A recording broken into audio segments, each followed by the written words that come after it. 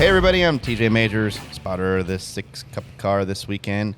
Did a little Xfinity racing with Carson Quapple and had a mod for a few laps before it broke with Andy J. That's fun. Brett Griffin, spotter Richard Childress Racing. I'm back at the racetrack 2 weeks in a row, Nashville and then Chicago. Is that right? Yeah, Awesome. That is right. What's up, Freddie Kraft, spotter for Chase? Oh, nope. Bubba. I'm doing Bubba still.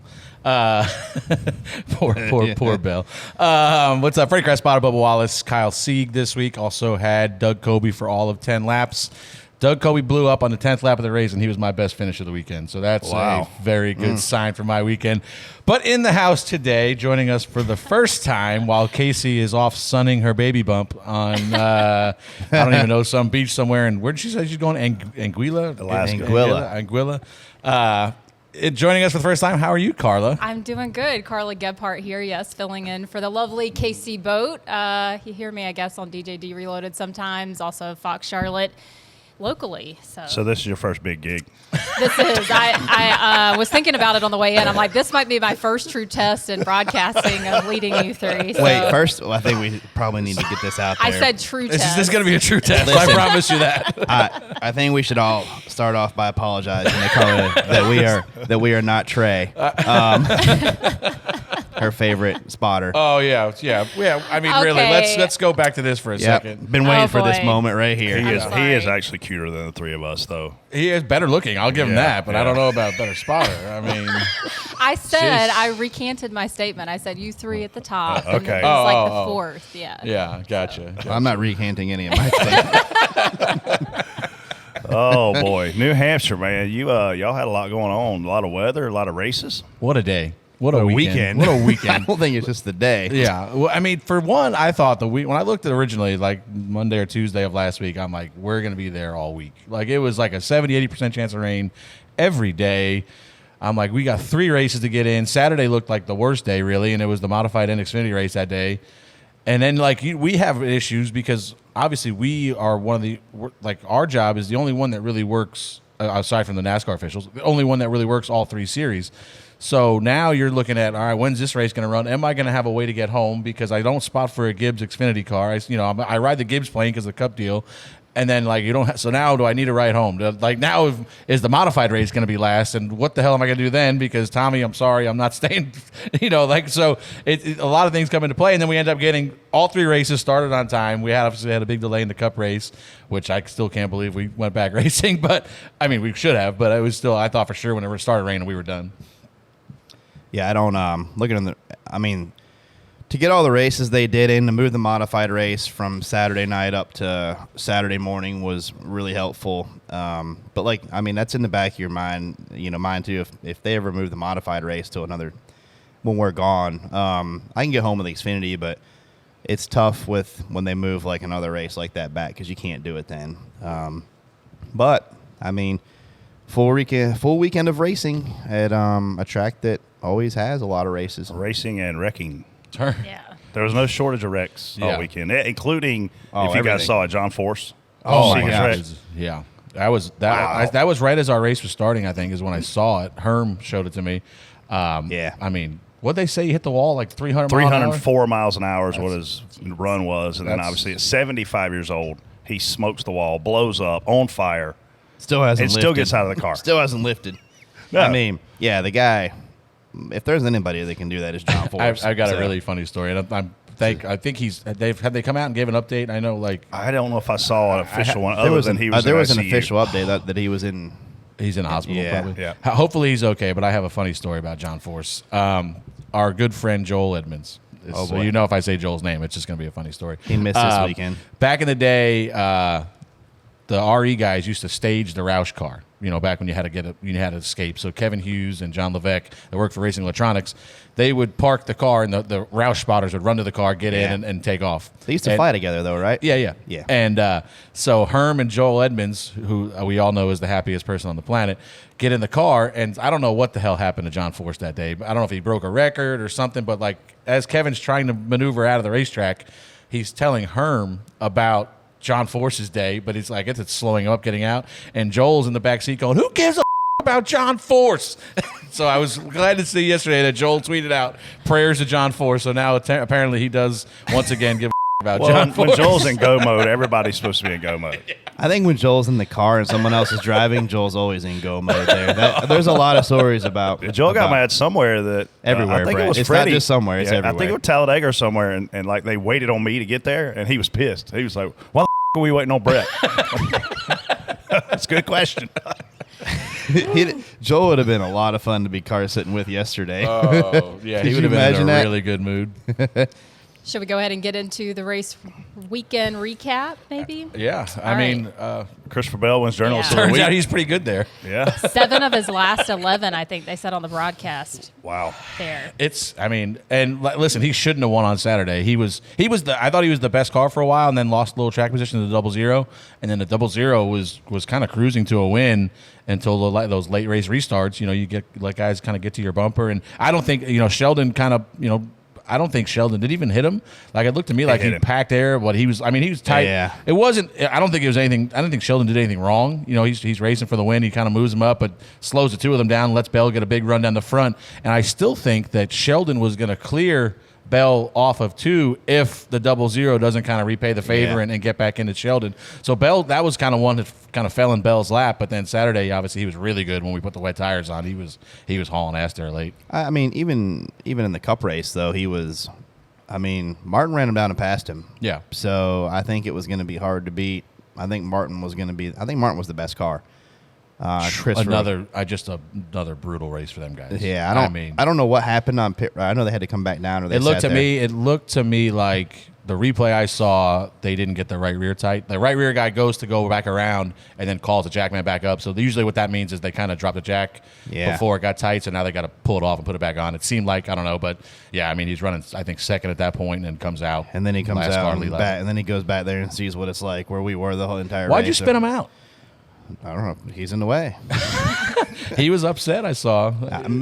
He was upset before that. I promise you that. I'm sure whenever he was waiting for the jack to drop or whatever and go, and they had to go back over there, I'm sure that meter probably pegged right about that point in time. But he actually had a pretty solid recovery going. I mean, I don't know where he ended up. He was in the top 10. He had a pretty solid recovery, honestly, for being spun out, and I think he did hit the fence a little bit. So good comeback for him. Came back to 8th. Yeah, he had the best car, I think, all day. So, unfortunately, that pit road mistake and the dirty air there is so bad.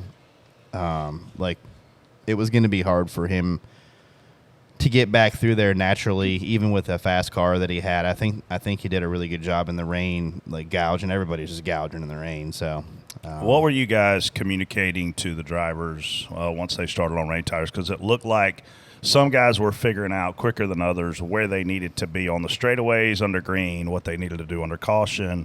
And then some guys were riding around in the dry like they were just lost. And then obviously monkey see, monkey do kicked in. Yeah, I think that it was just how aggressive were you willing to be.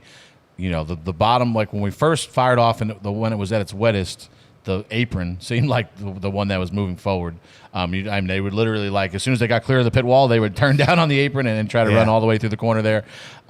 Those guys are making progress early in the run. Then as it dried out, the lane just started moving back up to almost, it was just above the new pavement for a little while, I thought. It's almost like the new pavement was slicker. Slick. I think it's just rubber. A lot of times they tell you try to avoid the rubber, try to avoid the paint in the rain, and obviously that was the most rubbered up part of the racetrack because obviously it got washed off. But as we run there, Bubba was timid. We're coming to green, and as we're coming to green, Kyle Busch goes and wrecks. Just drives into 3. I'm talking wrecks hard. Yeah, he goes into 3, and I think he didn't realize how wet it was. One, and he didn't really break. He kind of carried more speed in there and then just kind of busted his ass. And he was in the rubber. Yeah. Right in the middle of the racetrack, right where everybody didn't want to run. So then he goes and wrecks, and you're like, what the hell happened there? So I'm talking to JR. I'm like, did he drive in too deep? He's like, he said he didn't really brake. He just drove in. I think he was carrying too much speed. And then, all right, we'll get that cleaned up. All right, now we're coming to green. Hold the one to go. I'm like, what's going on? And LaJoy spun out off of 2. They're like, yeah, he was running 40% throttle and spun out. So now you're like, now you're scared. I'm like, I don't even want to tell Bubba this, but you got to tell him because, if he goes in there and spins out. You don't want him to spin out. Yeah. I did the same thing. You're like, and then the green's coming up and you're like, This is gonna I be mean, you're pretty ugly. spinning, Bubba. You would spin tires really bad at the start finish line. Like as the whole start finish line's painted, Right. So you're trying to avoid paint at all costs because that's the slickest. And Bubba said like just rolling around under yellow, he would if he buzz the tires on the paint, it would just spin. So now he's worried. As I'm running through the gears, if I get to that paint, I'm up somebody's ass or somebody behind him. Are they going to spin? Am I going to spin the tires? So there was just a lot of unknowns. Didn't know what lane to choose. We're operating off of outside bias, giving up a row all day, and now you get it to the restart, and you're like, all right, now what do we do? You know what I mean? Like what lane's going to fire off here? Is the bottom, top? Do we still give up a row? So there's just so many unknowns going into that, and I mean everybody did a great job of getting through it. Some guys. One thing we noticed at home under yellow is guys were leapfrogging each other. Like it's like some guys were maintaining pace and some weren't. Yeah, so they were letting that go because. We were all kind of trying to get against the inside wall down the front stretch because there was standing water down there to cool your tires off. And, I mean, some guys, I seen John Hunter driving through the grass at one point, cooling his tires off, and it helped him, obviously. He ran up to, I don't know, he's in the top 10, I think. But so, like, you're going so slow because you're not trying to run each other over and not try to. So then some guys would, like, the 47 pull down a line and pass 20 guys, which I don't know where they put them right back. I think it was just in those conditions, they're kind of giving everybody a pass. If they were going to start monitoring that, they needed to start monitoring where we come off turn 4. We were all crossing the commitment box. We were inside the commitment box. Oh, yeah, they were making a big deal out of that. Yeah, and we weren't getting penalized for it. So whenever I saw the 9 do it and a couple others, you knew it was going to be okay. and there was no penalty, I'm like, you're good. The other thing I saw is when it was wet out there, I guess they opened pit road one time and the lap cars never even got a chance to pit. Yeah, basically. That's a cluster. Yeah. So they opened pit road, never said I only know this because Frankie Kimmel at Spotsford 99 was going nuts about it behind me. He was the lucky dog, I think. And they opened pit road, did not say quickie that I heard. I didn't. And then went one to go the next lap. So the lap down guys just never got a chance to pit. No, the lucky dog. Lucky dog didn't get a chance to pit. The only thing they're missing right there is a chance to pit. But you can't do anything. You're gonna come down pit road, look at your crew, wave. You to don't them. need fuel because when we went back green, everybody was good on fuel already at that point. You're basically missing a round in over here, around there. So that's the only thing they were missing, and I'm not even sure that was going to make that. I don't think it was going to help. No, so it's not like they missed getting tires or something like that, which would have been huge. I know there's some pit strategy stuff coming, but is it okay to open pit road or whatever and tell you can't get tires at all? Yeah. This is the part of the race that bothered me is you're telling us what we can do and what we got to do, and by that point, everybody's running the same line. Like, you want to talk about a one-lane racetrack. At this point, okay, guys, everyone's going to get new tires here again. There's going to be no tire saving, just like all day. I mean, I think the tires were probably, harder than this concrete floor here. It was the same thing. I mean, you come down, you get tires. You have to take them. And there's no, okay, well, if you're in the back, why don't you put the slicks on and maybe it'll come to you in a little bit and you can have a chance. Like, we're all in the same, we've been doing this long enough. At road courses, they tell you when it's your discretion at that point, whether you want to put them on or not. And I think from the time if you come back from a rain delay and they start you on wets, I'm fine with everybody transferring over at the same time. But from that point on, it should be at your discretion. In my opinion, I think, because that leaves the strategy back into the teams. Like, I don't know, the track was drying out. We're all running the same lane. You want some passing, give somebody an advantage, somehow, or, I just think I think it needs to be opened up, and maybe they will down the road. But I didn't understand, I didn't understand any of it really, but I didn't understand when we had, I think, 4 sets of wets, right? Oh, we were going to use them up. Yeah, like you come down pit, like you have 4. I can understand a little bit more of you want to control who's on wets and who's on slicks, which I still think is wrong. But if you've got 4 sets of wets, they should be yours to do whatever the hell you want with them. Like, if you want to come down, even it should have been, it was non-competitive pit stops, which I fully agreed with because pit road was wet, and you don't want to have guys sliding around on pit road with people running around out there. But even non-competitive pit stops, we all know the rules. If you come down pit road, you lose your track position. Everybody that stays out. Yes. But you come off of pits first. If you go on first, you're coming off first, whatever that is. And I mean, you've got 4 sets of tires. You should be able to use them whenever the when hell pit you road want. opens, you should be able to put them on. Yeah. That They should should be- tell you can't. Yeah, I mean, and obviously, I think that you should, you should be able to put slicks on if you should. After we go to 100%. wet, it's wet. All right, now from this point forward, have at it. Whatever you want. Yeah. You got to start. You got to restart this race on wet tires. We're not going to race in the rain, so it's from there on the track's not going to get worse. Yeah, and I did see a You bunch know? of people complaining about that yesterday about why Oh aren't we my racing in the gosh. rain? We can't race in the rain No. at a place like that because they don't have wipers, too much spray. They don't have the mud flaps like we have at the road courses. That's There's a my lot of universal. reasons. What an idiot! All the people that think rain tires mean we race in the rain. No, we cannot race in the actual rain. Yeah, not there. No. But without them, there's no more racing yesterday. no, I mean the race is without those tires, the race is over at lap whatever that was, 2:30 or something like that. The race is over. There's no chance because I we mean, would. with no lightning, how quick would you have gone back?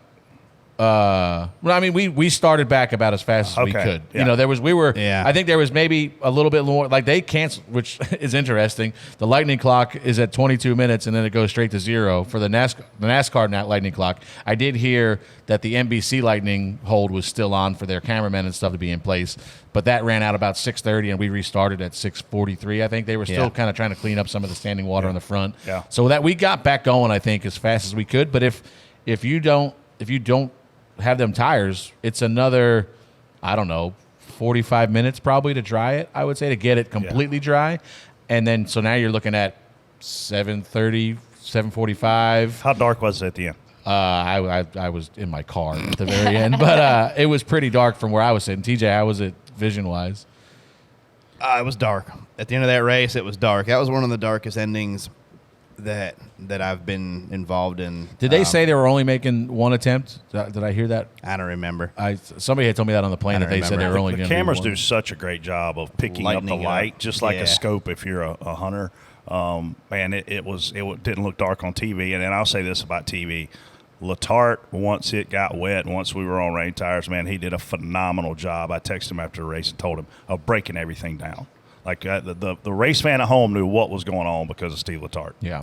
I'll tell you this, this I'm still considering it as what an idiot is. The rain, it's raining. We're all down there at the bottom of the elevator, and Netflix Nick, you're Oh, jeez. Netflix Nick. You're going to get Nick again? well, he's down there asking Just Sacco how third to, week in a row. he's down there asking Sacco how to cross the racetrack to get to because he's worried about going to victory lane.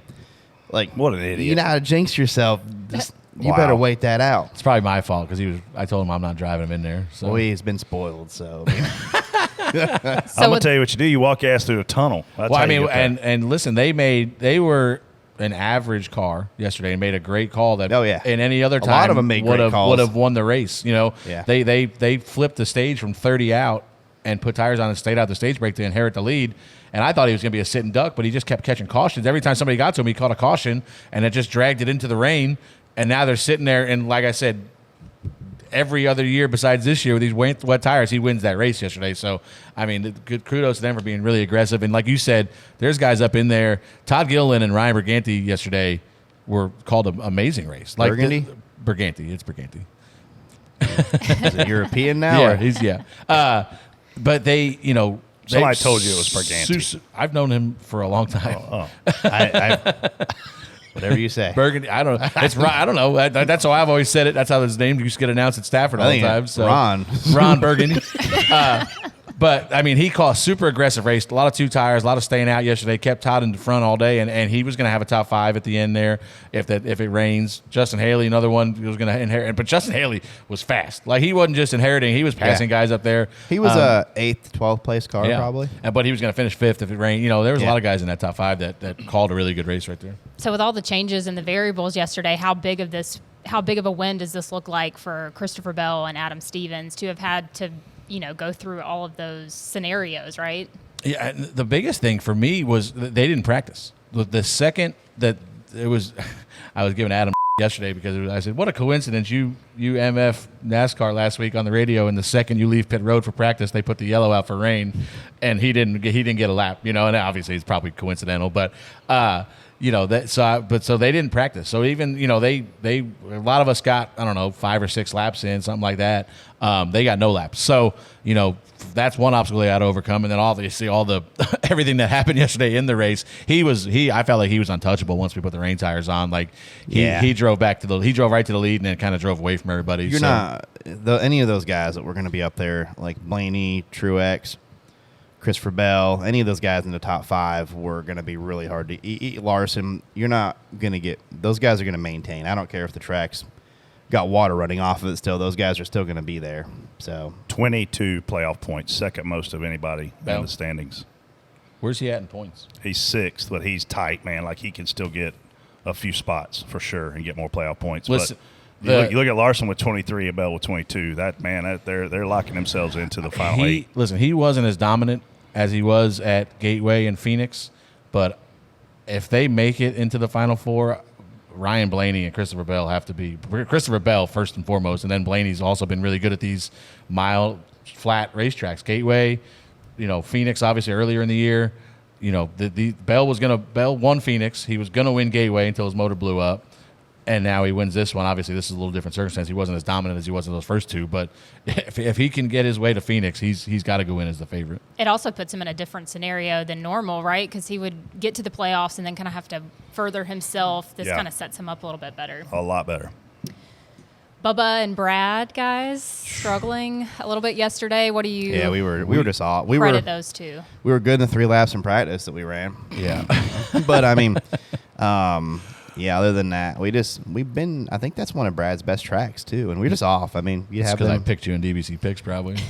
Bastard. Yeah, way to go. Yeah, we just off. Yeah, we weren't bad. We were pretty good. I thought we could move forward. We were able to pass when a lot of guys weren't able to pass in the beginning of the race. We drove up from, I think we started 18th or 19th, drove up to like 13th, and then we were hovering right. We were running around 10th for the first half of the second stage. And then we just got a little tight. And then once you get mid-pack, we put 2 tires on, and some guys stayed out. So now you're a little further back than you want to be on 2 tires. And you kind of once you get in the mid-pack on 2, and there's kind of guys right behind you on 4, it's kind of a no man's land. And we ended up. I don't know though. We came out and we had guys start behind us with new tires, and a couple of them got us, and we passed them back, and they had a lot more laps in our tires. I think the problem is we were tight, and then we put 2 tires on, which usually trends to make you tighter. So that was just, it's just a bad situation for us. And then, we were pretty timid. We were guarding ourselves. Joey's out of the race. The big thing was, we're battling the 22 and some other guys for the last playoff spot.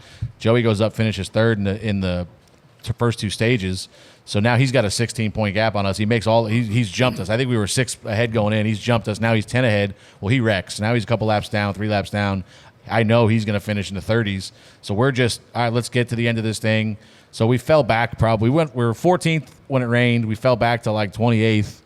But then as Bubba got more comfortable and it started to dry out a little bit, we drove back up to about 15th. And that's when obviously Noah cooked her into one there and just lost it and backed into us and ruined our day. But we were going to come out. I think we were going to kind of break even. I think we were going to come right back out. We went in about 6 ahead. I think we were going to come out about 7 ahead. And now we're 13 behind or something like that. 13. You watched the race? You watched? Yeah.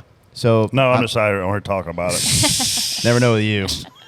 So apparently at some point in the race, they're doing. I'm in this group chat that dissects the race. Drew Parker. I was going to say Drew. So they were doing a spotter cam or something on Coleman. Yeah, but they're running like top 2 or 3.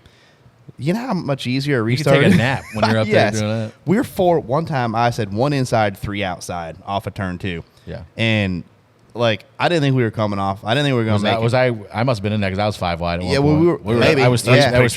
There was 3 bottom. Is that we in there? Is that we in there?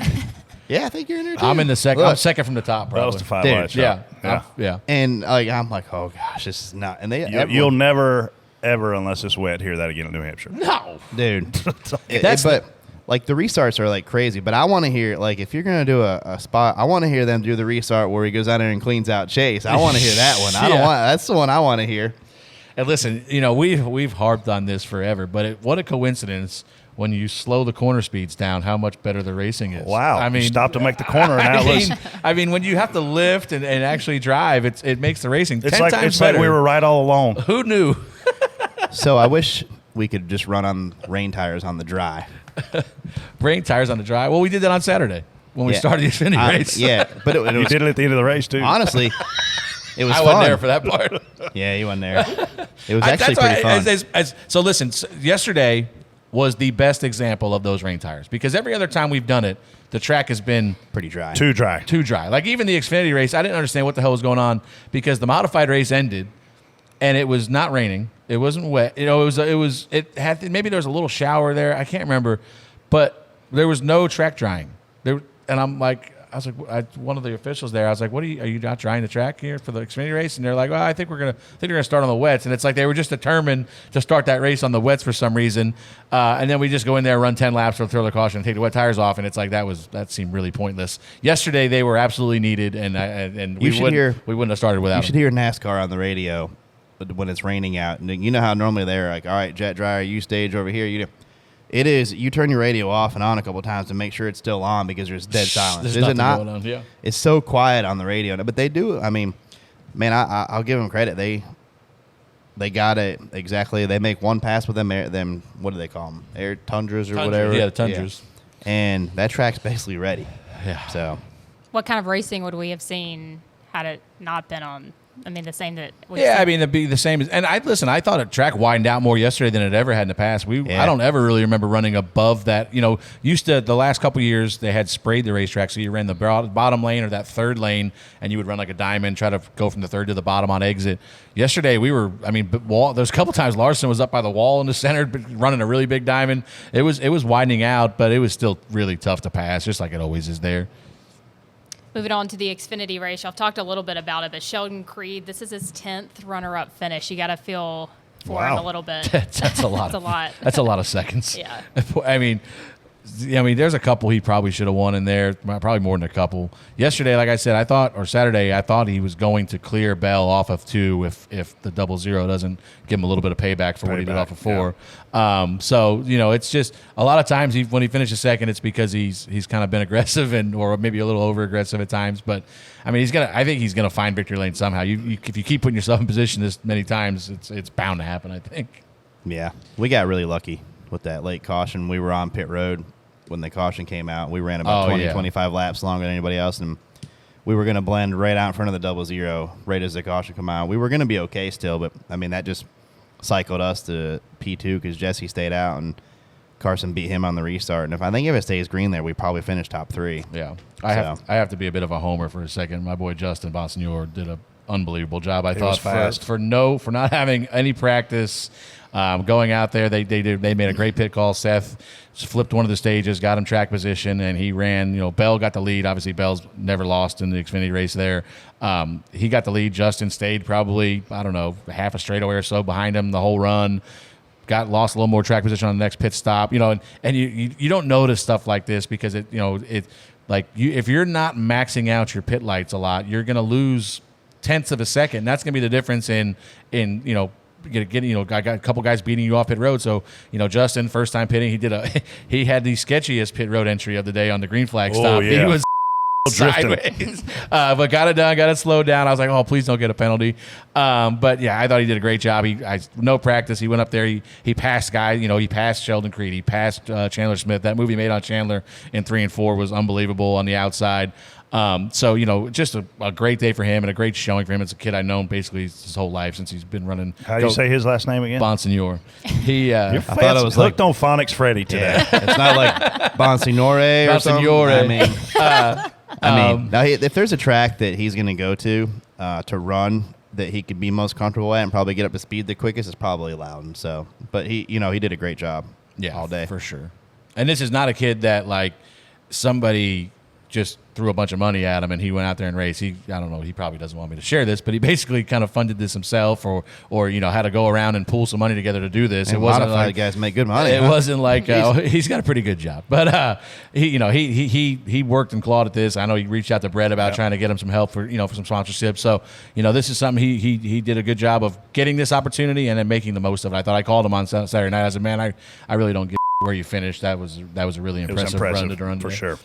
Yeah, a lot of interesting racing happening this weekend at Loudon. Of course, a lot of interesting news breaking this week. We'll get to all those topics coming up on Spot On, Spot Off. Summer's finally here. When I'm thinking of summer plans, it's hanging out by the pool, barbecuing on the grill, or best of all, sports. And this summer, FanDuel is hooking up all customers with a boost or a bonus daily. That's right. There's something for everyone every day all summer long. From NASCAR races to baseball games, there's nothing like kicking back and catching a game with some buddies or the family. So head on over to FanDuel.com/DBC and start making the most of your summer.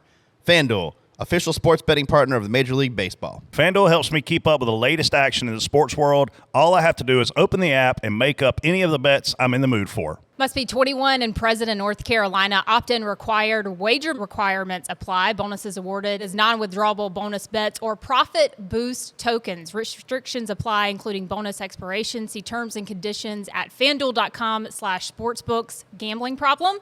Call 877-718-5543 or visit morethanagame.nc.gov. All right, let's get on to Spot On, Spot Off. And our first one is Stewart Haas Racing announced Gene Haas will retain one SHR charter for a new entity. The name is going to be Haas Factory Team. It will also have a 2-car Xfinity program and will operate out of the current SHR facility. Joe Custer is going to run that operation. Brett, you want to start us off? Color me surprised. I think when we originally talked about these charters being for sale, I thought Gene, if he were going to sell any, he would keep 2 and keep a 2-car team. I'm surprised at this because a 1-car team is really difficult to be successful. It changes the economics of it greatly. And what I mean by that is, if you have a central office of people, they can do a lot of the same jobs for 2, 3, and 4-car teams versus just 1-car teams. So the expense of owning a 1-car team per car costs more money. Also, no factory support is probably my biggest concern here for them going out being competitive, which has been a few years since they won anyway. So I do think from a business perspective, he's always leveraged his motorsports programs to increase his business, whether it be global with F1 or here in the U.S. with NASCAR. So maybe that's what makes the most business sense for him. When we were talking about this 4th charter, RFK was in talks potentially of picking it up. Richard Childress Racing was in talks of picking it up. And for me, the thing there is those are, Tier 1 OEM teams.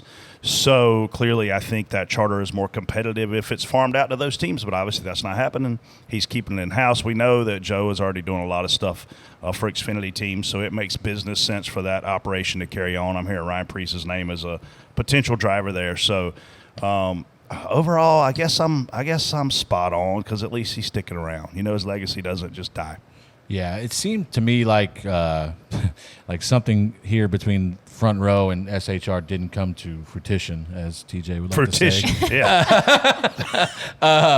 They seemed like there was a deal in place where they were going to get a charter, they were going to take over the building. Now they're not taking over the building. Yeah. I heard some rumors about some of the stuff, some of the redundancies maybe not being agreed to, like, they wanted to lease their Hawkeye. SHR wanted to lease their Hawkeye to Front Row. Well, Front Row owns a Hawkeye, so why would they? So some of that stuff seemed like airplanes. They couldn't come to to terms on. But it's like you said, it's good for that deal.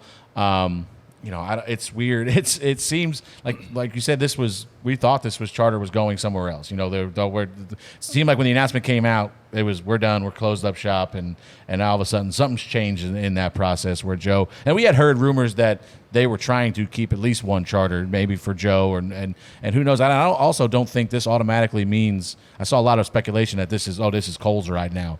I don't necessarily think that that's true. I think that's a very good chance Cole still goes to Front Row.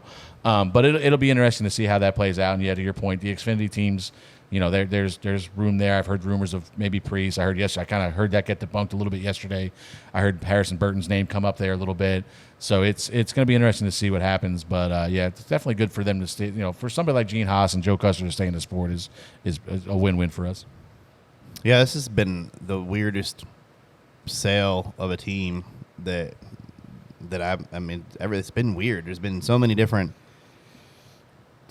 buyers, and then this is changing, and then that's changing. I don't know if I've ever seen anything go like this before. But yeah, spot on for him staying in the sport and keeping the name going. Well, like we talked about, we've been talking about silly season for it feels like 2 months now, and it just keeps getting a little sillier. It seems like you thought last week you had a little bit, or a couple weeks ago you had a little bit of a better idea what the picture is going to look like. The only thing that was really out there was where this other charter was going to go, and if it was going somewhere like an RCR, that was going to be for Noah. If it was going to a front row, that was for a Roush, that was probably going to be for a different driver. So like you kind of had an idea of where this charter was going to end up. All right, that's who's going to be there. Well, now it stays at Haas, and you're like, okay, well, now what? You've got 3 or 4 different Ford teams now. If Justin Haley, we heavily rumored to go to the 21. He comes out in an interview last week and says he's committed to Rick Ware for 5-10 years, whatever Rick wants to do. So who knows where that's going to go. If Haley stays in the 51, now you've got the 21, the 34, the 36. I don't know what the hell number they're going to be at front row. Right. And now the Stewart Haas car. That's 4 cars with, 3 drivers, essentially 4 drivers. If you got Custer, Gregson, Barry, Riley Herbst's name out there, Priest, I guess, Harrison Burton. It was good to see Justin come out and say that. I mean, those guys have so much momentum right now in what they're building. I think it's in all their best interests to keep building on it, and got a good young crew chief that's learning. They're obviously showing that they're willing to put the pieces in there to get what they need to go fast. And man, if you take the last month and a half, Justin Haley is probably a top five point car right now. So if you're Gene Haas, and look, Gene Haas, Joe Custer are gonna make all the decisions on this. What crew chief you keeping? What driver are you keeping? I mean, if you had your option, if you just right now, I think you have to keep Rodney and Josh. Like that's, in my opinion, they're running the best. And I was gonna bring this up a little bit later. You're getting to the point in the season where you need to win. You know what I mean? And there's some crew chiefs in that garage that know how to massage on some things to get a little more speed out of it. Listen, we're all cheating. Every car on the racetrack's illegal. You know what I mean? Or I'm sorry, maybe pushing the boundaries, whatever you want to say. That's better. But there's some guys that we've seen in the past that know how to find speed and must win. I mean, I can remember, was it Dover? Harvick was a must-win situation, and he went out there and kicked our ass. You know what I mean? And so there's guys that know how to massage on things and make them faster. And Josh, we're getting to the point where you need to win. And Josh has been in position to win the last 2 weeks. Really, he's a caution away from winning Iowa, and then yesterday, in the dry, he was one of the top 3, top 4 cars. He was really good in the wet. Even too, at the end there, I think before the last yellow, he was questionably close enough to make a move.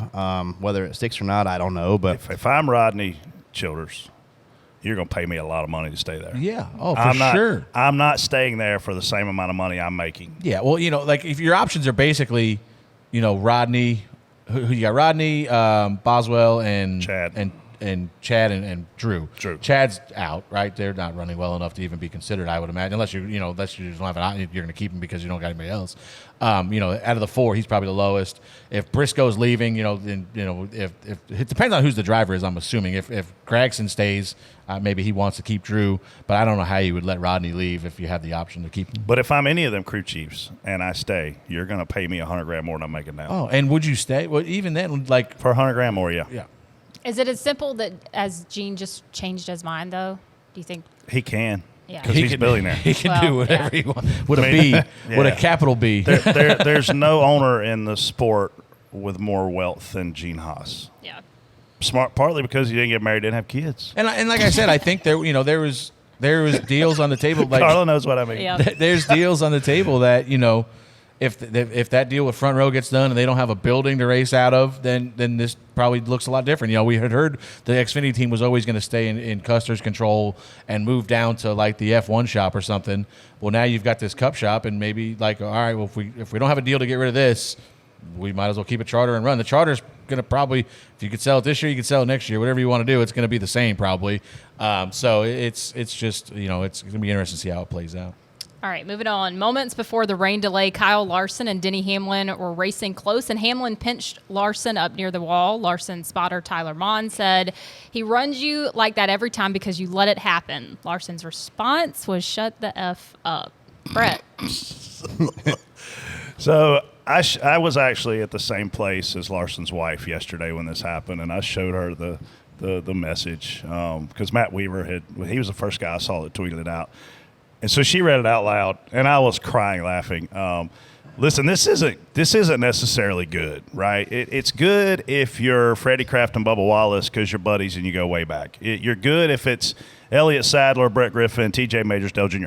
I don't know Tyler Mond's relationship with Kyle Larson. If they're buddies, this is okay. It's two buddies talking, and I mean, I tell Freddie shut up all the time. So it's okay. But if you're not buddies and you really pissed him off right there because you're insinuating you're not a good enough driver, hey, this is Kyle Larson, by the way. You know what I mean? This isn't I'm not even going to say another guy's name because people are so sensitive in the world today. But this could go spot off really, really quickly, Carla. Like, you don't want to deteriorate your relationship. And listen, I sat beside Kevin Hamlin, the spotter, not the crew chief, Kevin Hamlin, years ago. And he was so pissed off at Clint Boyer over something that was said over the radio. And he typed this long message. And I was like, Kevin, don't send that. And he's like, I'm sending it. I said, dude, a guy that makes $100,000 a year can't text a guy that makes $10 million a year. You gotta take your blows sometimes. He's like, that, I ain't taking it. So he hit send on the message, and I was like, well, this is going to go one of two ways. You're going to either get Clint's respect or he's going to tell you to off. And he got Clint's respect. So I don't know where this goes. I'm not trying to make a soap opera out of this, Freddie, but Weird. This could be a thing. Yeah, they're good enough buddies. I think that it's not that big a deal. Like, to your point, me and Bubba just had it out at, I don't even know where the hell it was, Bristol or something. We were trying to roll around with a flat tire, and I was just feeding him information about just get to the end, and he's like, "Will you just shut the up?" And I said, 10-4, shut the up. And he said, I just laughed for 2 laps after you said that, so like, say, you can't take it to heart. And but I'll tell you what, this did not have the playful shut the up No. the response. This sounded like it touched a nerve somewhere.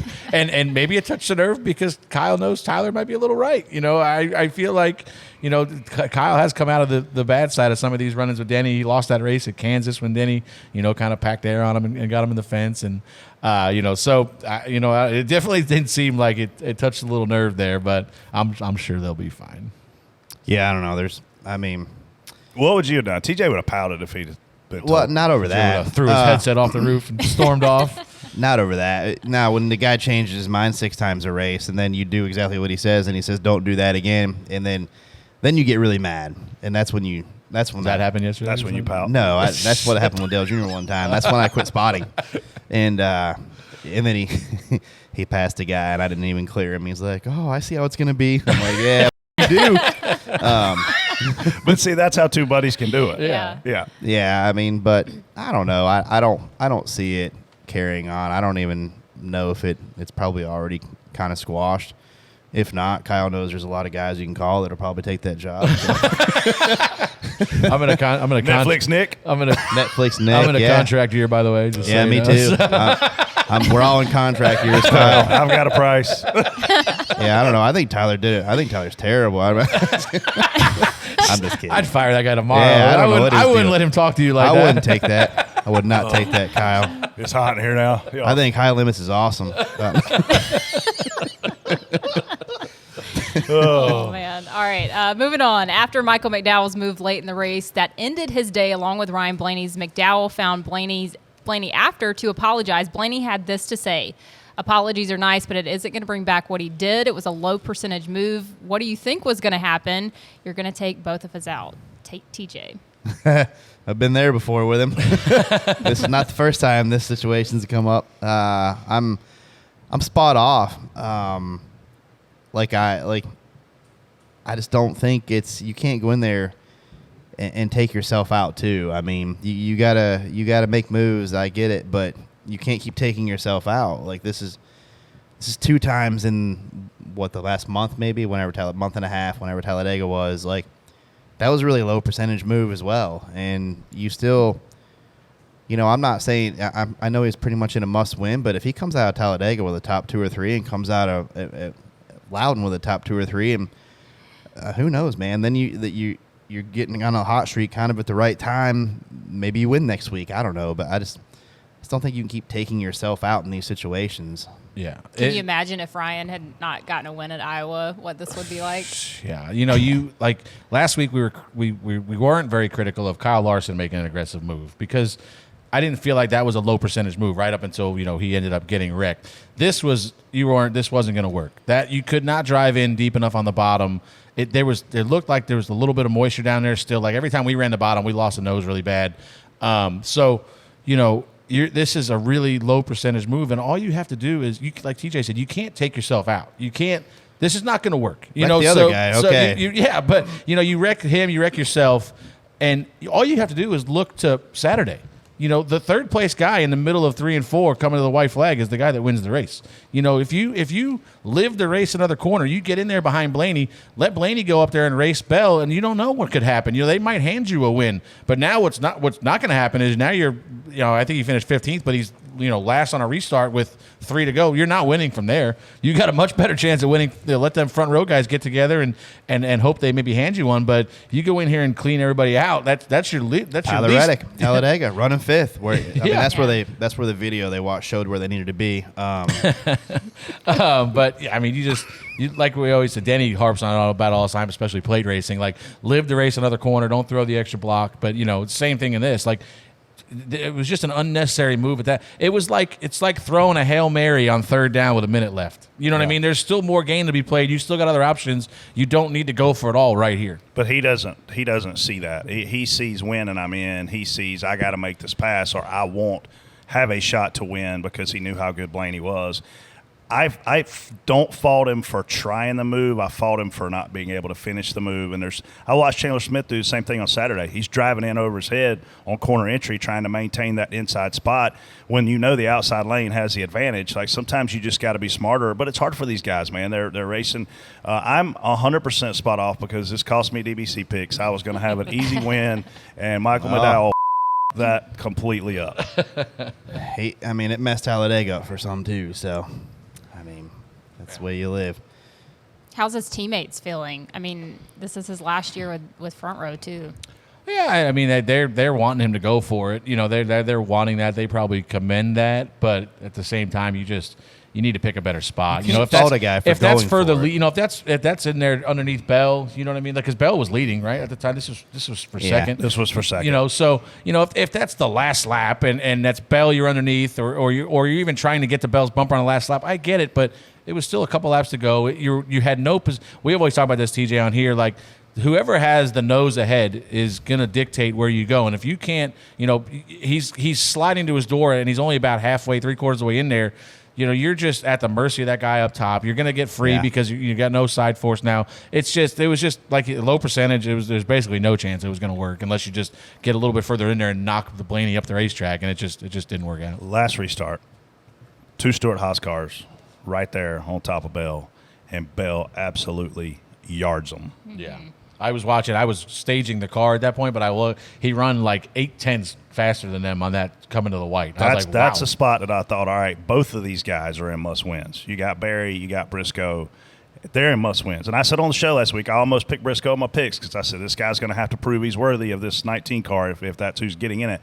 And man, they didn't even have a shot at him. I haven't seen a replay of the last restart, but I know, TJ, you probably noticed this. The bottom lane's launch yesterday and Saturday was awful. Like, you couldn't even stay next to the leader. Like, it was not even a chance. He was half a second up, start finish line. So it was over. Yeah, it was over before they got to turn 1. All right, moving on. This is very interesting. Discussed on the teardown last night, but the playoff schedule, possible changes reported by Jordan Bianchi. Atlanta, Watkins Glen, and Homestead are out. New Hampshire, Gateway, and Darlington are in. Freddie, your eyes got big. Yeah, we talked about it here last week, and I said there was going to be 1 surprise coming out and 2 surprises going in. And for me, Homestead is the surprise coming out. I think a lot of people they're clamoring for that to be the finale race, and not only is it not the finale going forward, it's not even in the playoffs anymore. The rumors you hear are, Darlington we knew was going to go back in. Just it only came out this year because of the way the calendar laid and the weeks laid out, and it just Labor Day weekend just happened to be a week earlier this year, so it took it out of the playoffs. It's going right back in. Daytona's going right back to the play, the regular season cutoff. What I did hear was obviously they took Atlanta out. Atlanta was in. They're going out, so now they had to replace an SMI track. The options I heard were Texas and Loudon. I think they picked the right one if we're going to Loudon. And maybe that's based. I mean, a great crowd yesterday. The Northeast fan base is they come out every time. Every time we get up there, Pocono, Dover, places like that, there's a load of people there. So that probably played a big factor in it. Plus the racing at Texas, obviously, probably wouldn't have been good optics if we just took it out of the playoffs and we put it right back in. I just hope that when we go back to Loudon that we can get back to where we wear the heck out of the tires. Yeah, for sure. We've got to. The other stuff was obviously Watkins Glen's interesting to me. It comes out of the playoffs before it ever gets a chance to host a playoff race. They host their first one this year, and now who knows what the crowd's going to look like and whatnot. But now they're coming right out, replaced with Gateway. I heard Watkins Glen's going to sell out. It doesn't matter if it's in February or September. And TV. What I understand, TV wanted the St. Louis market, so that's why Gateway's going in there. They had some scheduling, too, with Indy cars going at a certain time, I think. I'm okay with the playoffs changing tracks, but this smells like a fart in a sleeping bag. Like, this just does not get me excited. You got 3 flat miles in the playoffs? I mean, this just does not excite me. Does the sleeping bag excite you? No, it stinks. The one thing that I know people are going to flip out about Homestead, and Homestead puts on great racing, but unfortunately, nobody shows up. Like there's listen, we're not going to pull the Miami crowd to Homestead, and there's nothing else down there. Where are you going to come from? Key West? There's nothing around Homestead. But I'm just saying, that's like what you got to pull the country people out. The reason why Phoenix continues to get the damn championship race is because it's sold out every time we go. And then for whatever reason, we can't get people to go to Homestead. I don't know how this helps. It's not going to help by taking it out of the playoffs. I did see some rumors that they said that maybe they're running earlier in the year next year so they can get some renovations done for 2026. Maybe they have a chance at getting the finale race back then, which it does need some renovations. It's kind of getting old and tired. So maybe they can pump some money into it, bring it back, and bring that. What brings the people back? But I know there's going to be some unhappy people about Homestead coming out of the playoffs next year. Kyle Larson probably being one of them. Yeah, Reddick, Larson, Bell. I mean, all who of won there last year? Bell, right? I think Bell won. That's where Larson KO'd the pit wall, right? Behind Blaney. Yeah, it was. But yeah, so it'll be interesting to see. I knew this last week, and that's why I teased it on here because I figured people were going to go nuts. Everywhere I saw guessing, and there's a lot of people that Loudon and Gateway. People started putting together the Gateway deal because of the IndyCar schedule. Some people knew about Loudon already, but the Homestead coming out one I think has caught a little bit of people off guard. Weather coming into play for a lot of these decisions too. It seems like TJ, are you spot on, spot off for it? Yeah, I mean, I'm spot on right now. We'll see how it goes. I mean, you never know. I think the tracks that we're putting in there have the ability to put on good shows. So, I feel like you want a variety of tracks, Yeah. and now we have. I don't know how it's going to lay out, like what's going to be in what round, but you've got 3 flat mile, 3 of the similar racetrack in 10 races. I would like to see Charlotte, the big track, instead of the only thing that I would hope change. I thought that was going to happen. I don't know if it is or isn't, but if you take Watkins Glen out and then you switch that back to the oval, now you've got no road course in the playoffs. The only one in the playoffs. So I would assume that's going to stay the oval now, but I don't know for sure. Who knows? I don't think it's going to go over well.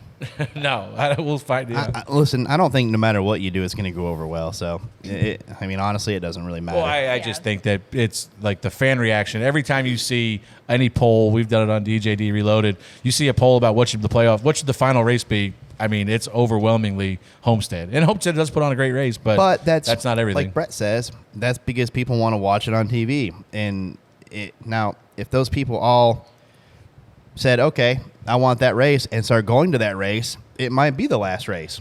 Last race should move. The last race should not be the same every freaking year. Yeah, because I don't want it to be I love Homestead. I don't want you shouldn't have an advantage. No, and listen, Kyle Larson, Tyler Reddick, those guys have an advantage at Homestead. Whether other guys can learn it by watching SMT data or not is one thing, but those guys have a clear advantage when we go to that racetrack. Christopher Bell, actually, believe it or not, is not the best at running the wall. Well, I thought he does a good job of it. By no means is he bad at it, but I think them other guys are a little bit different league than him. Larson and Reddick can get. I mean, it won Reddick 2 Xfinity championships. Oh, yeah. You know, where I thought he wasn't the best car in the race, but he just got Two different teams. Yeah, 2 different teams outdrove everybody. So it'll be interesting. But I agree with you. Like, it should move, or it should rotate, or at least be that 3-race playoff we always talk about. All right, we got Reaction Theater coming up next. Now it's time for our favorite segment, Reaction Theater, where it's your turn to be heard. Reaction Theater is brought to you every week by Consumer Cellular. Consumer Cellular has the same fast, reliable, nationwide coverage as leading carriers, but with plans as low as $20 a month. And now for a limited time, get their best deal of the year. Buy any phone when you switch to Consumer Cellular and get 2 months of service free. That's right, the same fast, reliable, nationwide coverage as Big Wireless, now with 2 months free.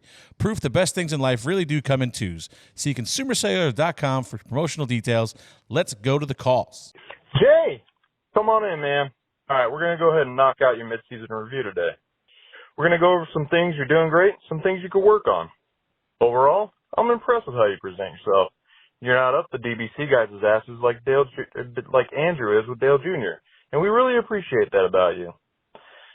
Some things you can work on? Just express yourself, man. Don't be afraid to tell TJ sucks, or just tell Brett to shut the up. Before you go, just going to ask you some questions, see how you're liking your new position here at DBC.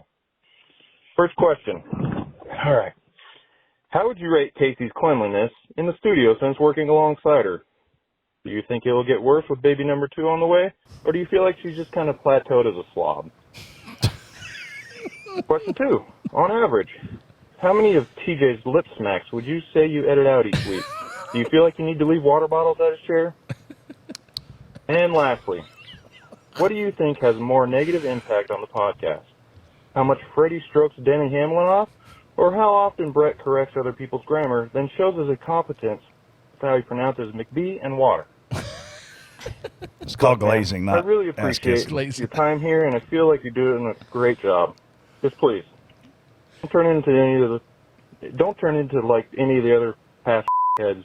And I think you'd be really good for the show. And me, I've had too many beers. I can't talk. I had no idea. Noticed. Jay, are you enjoying your new job? So far, to answer the question about the lip smacks, I think it's about 20 to 30 a show. But is it thanks to Evan, he brought some Ricola for TJ. I think that's doesn't been change working. lip smacks. Yeah, but I've been watching you the whole show. You've been popping in those Ricola. It's been working. I've only got 3 throat clearings so far. Because I took Claritin there, at 1 o'clock in the morning. You need to snort that every week. I don't think you take it that way. Yeah, I don't think you take it. Well, that's what somebody. I don't take it that way. I think it's going to make it worse. That's what somebody claimed they did.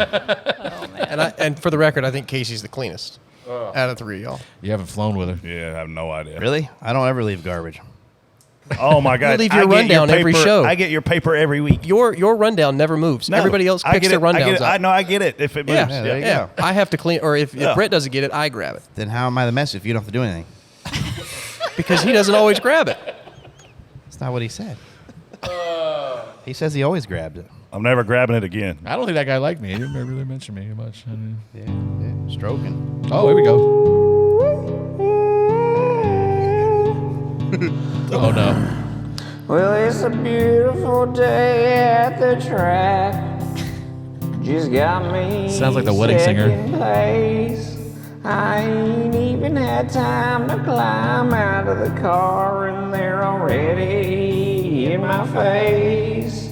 I know I promised they might be better than this. I promised next time I'd race with class. I promised him man to man, but then I dumped his ass. Ross, Regan with Fox Sports. Can you tell us what happened out there? Yeah, sure, Regan. Well, I damn near had him in 1. I almost passed him in 2, but then I gassed it in 3. And I no more bumper nailed his ass in 4. Right foot never left the floor. Never left the damn floor. He went from first to last place with his dash in his face. I could have passed him with grace, but I dive bombed his ass into 1. Almost had him into 2. Let her eat out of 3, and I door bumper nailed his ass in 4. I will say. Not a It's bad not day. over yet. Be back next week. Okay. So, production value, great. I have no idea what the hell that song was about.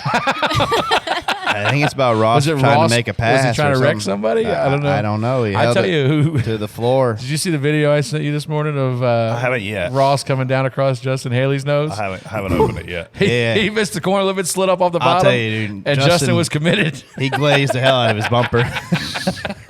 So we got that call about a week and a half ago, and this guy has been trying to send it to me that entire time because he sent it in through the text line. And I was like, it doesn't sound clean enough, like it was super garbled. So he finally figured out a way to send to record it and send it in. But I was like, it's still close.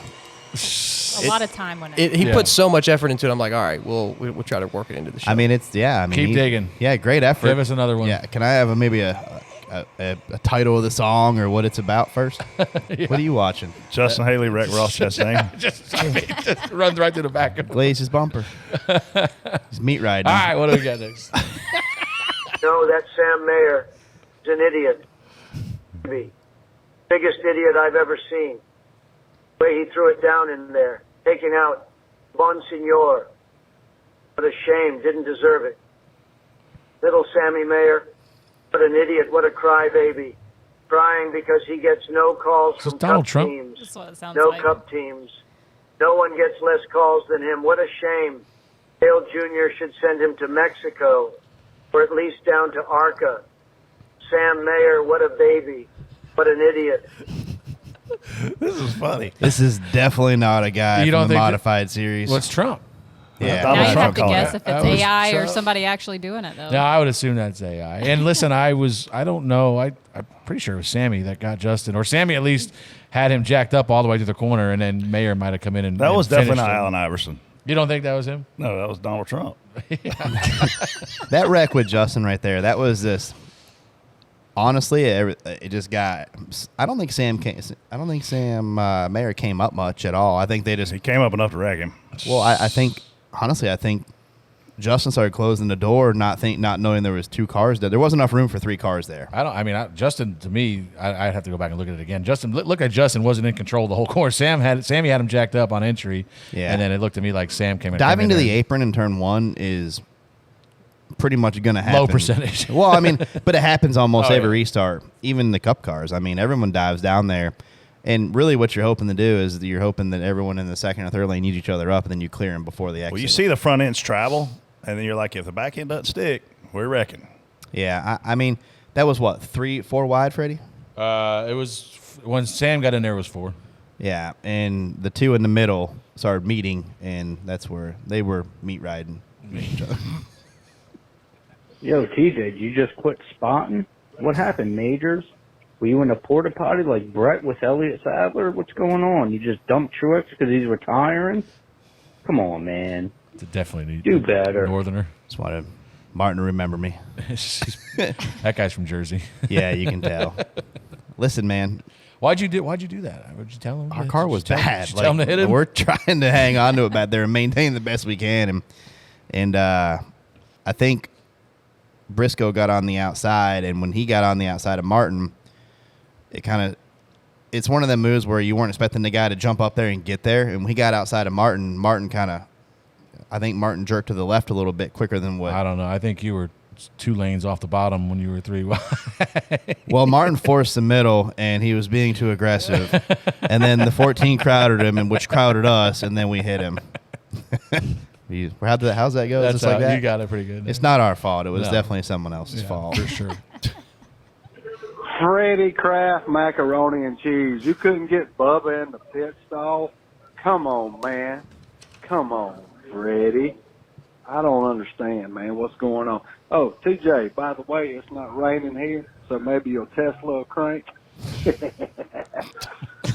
Had nothing to do with rain. It never really cranks, right? Yeah, I mean, that was in my garage, buddy. I don't know, rain or shine, if that was going to matter there. I would pay to see a Tesla. What do they call that truck? Cybertruck. Cybertruck. Yeah, I would pay to see 40 of them out there at Loudon racing each other. I'd pay for that. I don't know what happened on pit You road. just pay for one for me. I'll take. Yeah. I don't know what How much are they going for? I don't know. You Oh, got I- it though. Probably not cheap. No, Yeah. they're- And there's like a waiting list, I'm sure, forever. yeah. They- The waiting list is probably worse than the Produce price. People are As you selling. request 'em. Yeah, people Yeah. are selling their request, right? I think that's what a lot of Yeah. people are Yeah. like buying getting a waiting like a spot and then slip. sell it like to slot, somebody else. yeah. Yeah, I don't know what happened on pit road. I think our car was wrecked. We stopped a couple stalls short. I of thought our your spot. battery died. That's what it looked like. I think he just couldn't drive it anymore. It was tore up pretty good. Yeah. That's what I thought. Then it looked like somebody jumped you off and then you drove just fine. just got somebody fired back up. Hey, I don't know if I should admit this, but I still have my V card. What? But I assume the first night is a lot like that race. Things are kind of exciting, Is he talking about anything else? and the action is good, but nobody really knows what's going on. And when things get wet, you're really confused. You're not sure if you'll be able to come get new rubbers. But overall, it was a good time. Carla, I don't welcome to know. our fan Y'all base. tell me. Yeah, no comment on this Did one. he say V card? Yeah. Yeah, he did. What's that mean? Works He's a for. virgin. I thought he worked for Venturini. I don't think that's it. Fly to V. That was I mean, he pretty much nailed it. That's what he thought. Nobody really. No, he hasn't. He hasn't yet. Oh, he hasn't nailed it. This is your area, Brett. Give him some advice. Don't. No, Okay. let him go. Don't. Okay, whatever's getting ready to come out next. I do the exact. Get some. Get a Ricola. What are you gonna do? So there's Glade. No, just. There's a few ways this can go. we got How much money you got? I mean, It's really God. warm in So here. hot in here. It's really listen, man. Probably handle business before you leave for the date. I feel like my face is as red as bells right after he said Chase's name the other day. Did you watch that video? Right away. You can literally watch his face change colors. Like it's like a cartoon. Okay, guys, hear me out. All short tracks, you put some sprinklers around the track, and you keep water on it constantly. We run the rain tires. Because this is the best racing of the day right here, these last few laps. I mean, good Lord, you got guys on the very bottom all the way at the top. It's like watching a damn dirt race, which I think is more entertaining. So come on, we got to do something here. Maybe put some water on the track. All short tracks. I mean, listen, it's like we said earlier. When you have to slow down, the racing is better, and it was phenomenal, marvelous, stupendous for whatever the last. and you're slowing 60 down laps because were. you don't have grip. And it's a perfect thing. Like I left with I don't know how many to go, but as it was drying out, the racing was getting worse. Right? You know what I mean? Like it was while it was wet, and you're having to spend time off throttle. They're all over the place racing. There's guys running the wall. There's guys running the apron. There's 3 lanes in the middle. Whatever it is, as it dries out, it goes back, turns back to 1 lane, and then there's less competitive racing. It literally was like talent mattered. That's what I was watching. It was like talent matters again. You're not just out there 95% throttle all the way around the track. Yeah, and it was and not so much talent as like risk versus reward. Some guys were being a little guarded because they Bubba, we didn't haul ass in the rain because like we're trying to make sure we finish the race to gain points on the 22 who we know we've got trapped in the 30s. And we were going to finish in the top 15, I think. But there's guys like a Ryan Preece was an example of, he's just trying to haul ass on the bottom and make up because he needs a win. He's got to have a win. So now he's going broke for that. There's just guys willing to, risk versus reward, put themselves at risk. And like you said, just like how aggressive do you want to be? And the guys that could be more aggressive could make time. It was good for the first little bit though, but as it did go to 1 lane, it made it harder. Yeah, once it dries out, like we've talked about, it's just it's drying out, so you have more on throttle time and then less room to race. The only way to fix that is to give us when there is a yellow, give us the ability to let guys in the back chance it, or get guys up front and put the slicks on. Yeah. Who would have thought that Rick Ware Racing is more competitive than RCR, a Tier 1 Chevrolet team? I'm here for it. I'm just waiting for you guys to start blasting RCR like you did Rick Ware Racing. Come on, grow some balls, man. Get it done. Okay. How bad the people look that were critical, I mean, we were kind of critical of them ourselves, of Justin Haley for leaving colleague racing to go to Rick Ware, where we have, aside from maybe a couple of road courses, you haven't seen colleague for most of the year, and here they are running. Justin's been contending for top 10s the last 3 weeks on speed, not pitch strategy or anything. Hell, Yeah, Darlington, he was. I should have known better yesterday. I should have been more alert for our wreck because Austin Dillon was right behind us, and for some reason I don't know what Austin Dillon has done in his life, but every wreck seems to find Austin Dillon. Yeah. I mean, this guy, every wreck, nothing of his making. I feel like there's been 4 or 5 times this year where just a big giant wreck happens right in front of him. It's not little wrecks. No, it's catastrophic events where it's knocking him out of the race. Yesterday, we're just riding along in the top lane, and here comes Noah like a bowling ball, doors us, knocks us into him, destroys both of our cars, and Noah continues on and finishes the race. It's like, really? But I mean, poor Austin Dillon. Like, it happened. That's the first time it's happened to us, except for maybe Dover. We got collected. But I mean, I feel like it's happening weekly to Austin Dillon. I don't know the stat, and maybe we got it via text last night before I went to sleep or whatever. But like Kyle Busch wasn't winning a lot of races at Joe Gibbs Racing at his last couple of years. I mean, I remember him winning Bristol Dirt maybe his last year there. He won that rain race at where the hell were we at? Texas, I think he won. He won really late. He was not going to win the 1 year. Was it 20? The last year at Gibbs, he wasn't going to win. He won a race really late. I think it might have been Texas. I can't remember. And then he gets RCR and he wins 3 races first year. Early in the season. Two races first year. Yeah, definitely early in the season. So, I mean, listen, there's a lot of smart, talented people at RCR. They're obviously not, as fast as they want to be, but, RFK wasn't 3 years ago, 2 years ago either. It takes, when you get down in those holes, man, it takes a lot of work to dig out, and RCR is going to dig out. It's just a matter of time before they dig out. And listen, one of the things a lot of people don't realize, when you end up like this, Kyle's had 3 or 4 bad weeks in a row. There's a snowball to that. Now he's going to either where qualifying gets rained out, you start last because you're way down in the metrics. If qualifying doesn't get rained out, you go out early as hell, and now you're a couple tenths. Yeah. So now you're going to qualify like again. Now you're going to have a bad pit stall, and it's just hard to dig your way out of that hole. It takes 2-3 weeks to get. Yeah, you got to kind of creep up to where you're back in at least the middle of your round of qualifying. For an organization like that, it takes 2 to 3 races because your qualifying effort's not going to be good. That's one part of the metric there. And, you're going to run a really fast lap? Probably not. Do you get a good finish position? Yeah, you get a good finish. So then you're up a little bit the next week, and then you have to do all that again and make it even better. Jay, I'm apologizing because I'm going to get sidetracked here for 1 second while we're qualifying. Like, what the f***? So let's overly we just keep making more rules every week about qualifying. How complicated we can get it. It's awful. Just do the metric, use the metric, qualify one round based on speed. I know somebody had said we're doing it for TV to get interviews in of the Group A guys during Group B. Well, why can't you just interview them while the other guys are going? Yes, like they've done forever. Like, I don't understand what we're doing. It's confusing. It's just, and every week you got to come up with a new rule because something else happens. They're reacting to what happened at Iowa because the track was wet to begin with. So then 18 or 17 of the 18 guys in Group 2 ran faster than everybody in Group 1. So now that threw off the lineups. It's just it just seems like we're making it very confusing for our fans to keep track of. All right, well, for more on Reaction Theater, to leave an audio message 24/7, call our number 704-802-9572. We'll play the best ones each week on the show. Consumer Cellular is the official wireless partner of Brett Keselowski, RFK Racing, and the number 6 car. If they can count on Consumer Cellular, you can too. Brett Keselowski and RFK Racing know speed, and that's just what you get with Consumer Cellular. TJ, Brad's back in the Consumer Cellular scheme for Nashville on June 30th. I know you're looking forward to seeing that bright orange car back on the track again. Oh, yeah. There'll be no missing Brad on track in Nashville in that scheme. I'm hoping we can manage another top 5 like the last time we ran this scheme earlier in the year at Phoenix. Consumer Cellular has award-winning, 100% U.S.-based customer service centers, so you can always get the help that you need. It's like having your pit crew right when you need them.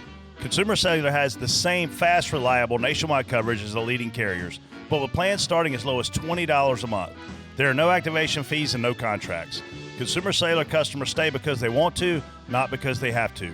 They don't need to trap their customers. You can even try Consumer Cellular for 30 days risk-free. If you don't love it, cancel it. But we'll bet you love it. And now for a limited time, get their best deal of the year. Buy any phone when you switch to Consumer Cellular and get 2 months of free service. That's right, the same fast, reliable nationwide coverage as Big Wireless, now with 2 months free.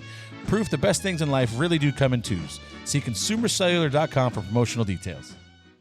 All right, time to get to our hashtag AskDBC questions of the week. Send in your questions on X each week using the hashtag. Ask DBC, and we'll answer the best ones. The first one's from Dave, who asked, who's a bigger part of the problem, Kyle Busch or RCR?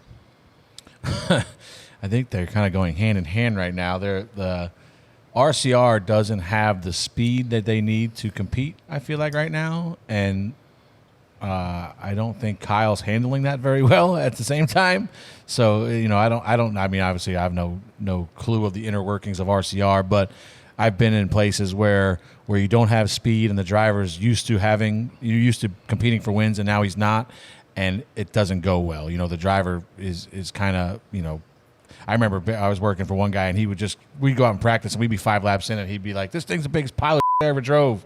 And you're like, well, that's going to really, I'm sure the guys working in the shop are really going to try harder next week when you're 5 laps into this practice, just tearing them down. And I don't know that's Kyle. You've heard comments, you heard the comments last week about, it just seemed like a really odd statement for Kyle to make about when somebody asked him, go back. Would you go back? Would you go back to JGR or Hendrick? And he said yes. Like, why would you ever say that when you're under contract at RCR next year? That's going to rub guys the wrong way in that shop as well. So, I mean, I think RCR definitely doesn't have the speed. You see that with both cars.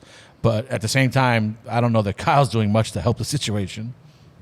Yeah, I mean, I think if Kyle has a weakness, this is probably it. Whenever things aren't going well, I don't know if he tries too hard or if it seems like it's hard for him to just piece together the 8th, the 7th, the runs that they need to get back. It seems like it's either win or wreck. And the only other time I can remember Kyle really going through something like this was probably when he had his Xfinity Series team, when he started driving them. Then he quit driving them because he couldn't run that good in them. He put Kurt in them. Yeah, sometimes, I mean, we say this in racing all the time. Sometimes you got to take what it's giving you, and you can't take a 7th place race car and wreck it and finish 35th. I mean, that's how you don't make the playoffs. If you got a 7th place car, how many times can that car go up and finish 4th because of the way the end of the race plays out? So I think that, like you said, Freddie, there's a lot of really talented people at RCR, and they'll get it figured out. But you're not going to get it figured out if you're not all on the same page. Yeah, it's happening every week. I feel like every time he looked at the screen yesterday, he was spinning out. All right, another question from Greg asked, should NBC show more of the pre-race ceremonies? I'm all for post-race show, but it would be nice to have some warm-up before we go green. See, this is the perfect example of you're never going to make everyone happy, because I personally, I don't know about you guys, I would rather a post-race show, because I feel like the pre-race show, what are you going to talk about? You know what I mean? Like, you're going to talk about, all right, here's what to look for, here's the trends, here's how these everything stages that's already play been out. talked about all week. All week leading up to it, everybody's already talked about the same stuff leading up, about the race trends and who's going to be good today, who might be struggling, who's on the cutoff line, who to watch during the race.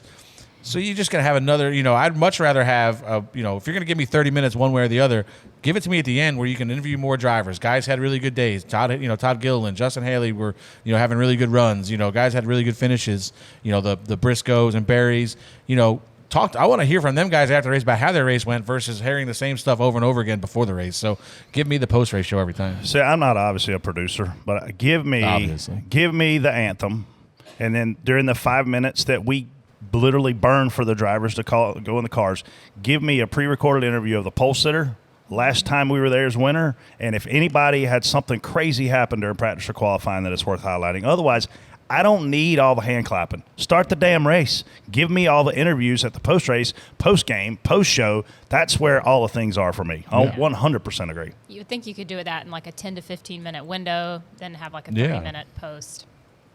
Yeah, I would definitely prefer post-race rather than pre-race. 100% all day.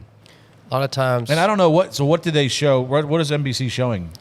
Well, I mean, it varies sometimes race to race, but there have been times before with NBC where, you're coming up on the broadcast and the cars are running their laps around. I mean, they're not even on the grid anymore, right? Like, they're ready to go in 2 or 3 laps. So I understand his point in that, like, it'd be nice to have a little bit of a lead up, because if you don't catch the beginning of the broadcast, it's like, boom, oh, I missed the first 10, 15 laps of the race.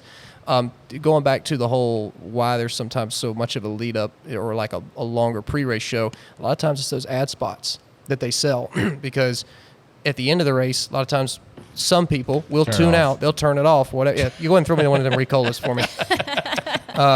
But yeah, I mean, there's a lot of those like sponsored things that they sell pre-race that they know are going to have a larger audience than after the fact. All right, moving on. Jerry asks, what should we make of Hailie Deegan's season? She has 2 top 15 finishes, but everything else feels like a comedy of errors at this point. That sucks. I mean, I wanted to see her do well, and obviously she's my biggest struggle there is I've not seen her have speed anywhere, and you're not going to have success. Fast cars go fast, and when she got in, to Xfinity Series and made her debut, she ran really well. She was competitive, and for whatever reason, this scenario that she's in is not working. TJ, you've worked closer with her, obviously, than we have, but I want to see her be successful because I do think she has talent. But again, so did Johanna Long. And if you don't get in the right spot at the right time, you don't get to say, hey, look how good I am. Yeah, I think when she made her Xfinity Series debut, she got into it was a good car. And I think having good teammates at the time, too, because that was basically wasn't that a Stuart Haas car? Basically, I think. Yeah, and then you got good teammates. Riley had a lot of speed last year. Riley was really fast last year. So, I don't know. I think it's hard right now. Like Freddie said, once you get behind, it's so hard. You got to put together, and it's not going to get easier until you start stacking solid finishes. But there's only one Ford affiliate in that series that's fast. Yeah.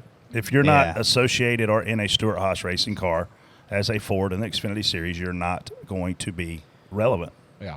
Yeah, you see it with Ryan Sieg. Ryan Sieg's much more aligned with Stuart Haas Racing. He runs much better this year than he has in years past. He's a top 5, top 10 guy seemingly every week now. Yeah, he's top 10 car for sure. And it's just, the problem I have is some of them, and I don't know what happened Saturday, but she was literally running. Well, she wasn't having a good day. We were all back. Kyle spot for Kyle. Kyle was like 31st. She was 32nd, or actually she might have been ahead of us. She might have been like 30th because she got a penalty and got herself another lap down.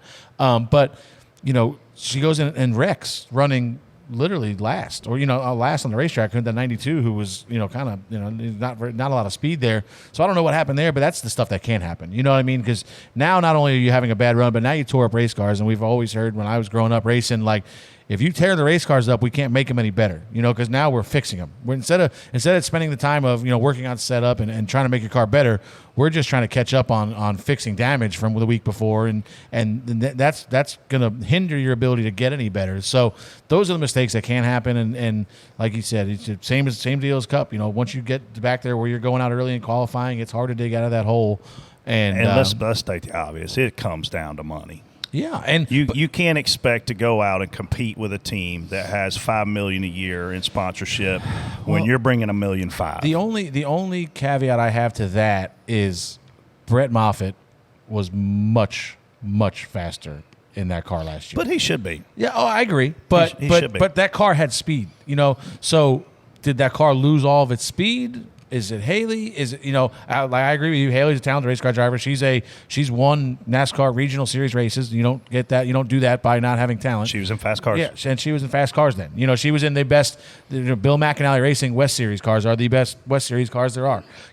She went out, took a fast car, and won races with it. Now where these cars, are they the same as last year? Do they have the same alliances? I think that was an alliance. I think there's a lot of things different. Here's the thing that you look at if you've got her ear, and I don't know if anybody's got her ear. I'm going to sit her down. Sorry, my phone's vibrating. Y'all hear it? Oh, yeah. I'm going to sit her down, and I'm going to say, okay, and I'm going to make up a number right here. She's got $1.5 million. I'm going to pick 10 races and go run those 10 races in a Stuart Haas car versus coming back because you're not in. You want to run the full schedule for what? To make the playoff? Well, you ain't going to make it. Let's state the obvious. She's not going to make it. She's got no chance. I knew before the season started she wasn't going to make the playoff. No. Unless some lucky thing happens and she stays out on a rain delay and she wins. So you're not going to make the playoff. So your fans, your sponsors need you out there every week. Well, I think her social media funds a lot of her sponsorship. It's phenomenal. She doesn't have to race every week for it to still be phenomenal. I would highly recommend she pull all her money together, run a partial schedule, very similar to what Ryan Preece did, very similar to what Ryan Truex has done, and go out and have a chance to win because you're running – worse than 20th is doing nothing for your career. Ross Chastain and I had a long talk about it years ago, and he's like, you're better off to run Johnny Davis Motorsports cars every week versus running 10 Gibbs races. And I'm like, I 100% disagree with you. Yeah. That's exactly what Ryan Preece did. Ryan Preece ran a year. He had a little bit of money. He took it to Johnny Davis, ran a year, and nobody even knew he was on the racetrack. He took that same money and ran 3 Gibbs races the following year. Won one of them, ran top, or he might have won 2 of them, and ran top 3, I think, every time he was on the racetrack, and took that and made that into getting the ride in the 47 car, or 37 car maybe at the time. So, I agree with you. Winning is everything. I saw Denny had a clip about this last week about, are you better off running, I know everybody's goal is to get to Cup, but do you want to get to Cup and run 30th every week, or do you want to win truck races, or do you want to win, Xfinity races? I'd much rather be the guy winning versus running last. Maybe your bank account's a little bit better running last in Cup Series versus winning a Truck Series race, but I think you got a lot more eyes on you. You get better opportunities while you're winning races. Yeah, my last thing I'll say on her is our sport and the popularity of our sport is built around personalities, and it's built around drivers, period. And we need someone like Hailie Deegan to succeed because she is a great personality. Obviously, she's a female. There's a lot of things that she can do really well that these guys can't. So I hope she gets it figured out. Yeah, there's a lot of eyes on her. And you would think a partial schedule would help build that confidence back too as well. Yeah, because when it's down, Carla, it's dead. Like I've worked with drivers. When they get down, they don't even want to get out of bed in the morning because they know they're going to be slow and that they literally live to go fast. All right, we will get to What an Idiot right after this. All right, so who's going to win What an Idiot? This is my favorite segment, by the way. I feel honored to be here for this. Do you have yourself an idiot this week? I don't know. I'll see what you have first. I think you have to. Yeah. Christopher Bell is going to have to go. He's going to have to save his spot in the What an Idiot Hall of Fame. He's such a nice guy, and I feel so bad for him because you could tell the second he says the word Chase, he locks up. Like, stares right at probably. Did you think he was going to say Amarola? I'm assuming his PR guy. I was like, he's looking at the camera and just goes, whoop, look right at whoever. I'm assuming PR guy or maybe somebody from the organization. But yeah, and listen. See your hands down What an Idiot. He's got to be, but here will be my What an Idiot. Maybe retroactive. If they don't somehow include Christopher in the announcement tomorrow, they have really dropped the ball. Yeah. They have to do that. I think they should MC it. I think that if MC it, I think they should bring every race car driver named Chase to this thing tomorrow. Chase Elliott, Chase Briscoe, Chase Purdy. Find every Chase in the sport, bring them there and have it like the when the kids decide what college they're going to. They still have hats. Bell just hand Briscoe a JGR hat. Were all these people named Chase because of the chase for the Sprint Cup? Yeah, that's the what time it was. And work for all that. Yeah. It does. So Christopher Bell's on my list. Frankie Muniz is also on my list. Have you been following this on social media?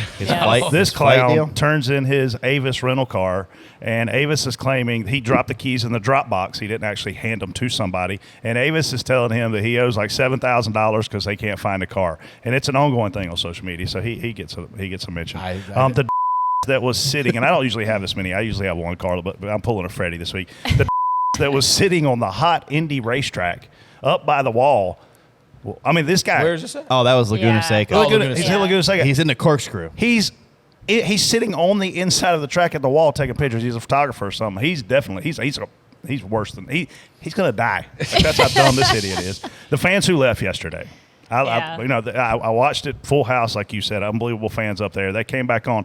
They missed one of the best races, one of the best endings of a race at Loudon in NASCAR history. So I thought, they're all idiots. And then my last one is Max Pappas because he made fun of guys with beards. What? He basically said that you and I look like homeless people because we don't shave. Well, it's not wrong.